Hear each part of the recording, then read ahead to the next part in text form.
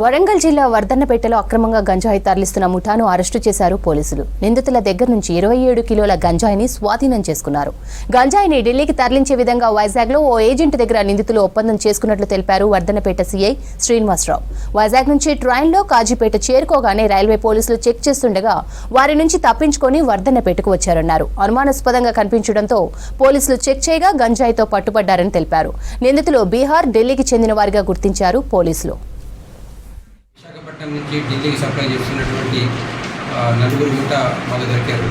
దాంట్లో మొత్తం 7 ఉన్నారు.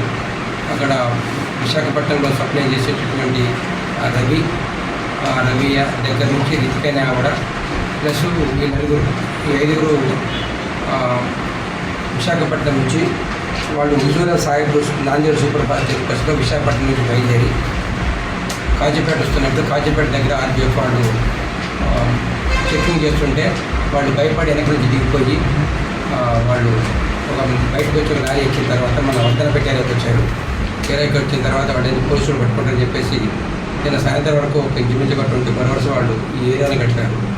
మళ్ళీ వాళ్ళు హైదరాబాద్ నుంచి ఢిల్లీ అన్నా అని చెప్పేసి దీంట్లో 4 వివేక్ కుమార్ మిశ్రా, ధర్మేంద్ర మాలాకర్, నెక్స్ట్ బాబీదేవి, ద్రౌపదీదేవి, ఈ 4 ప్రజెంట్ మేము అరెస్ట్ చేశామండి. ఇప్పుడు ఈరోజు మనం జ్యుడిషియల్ కస్టడీ పంపిస్తున్నాము.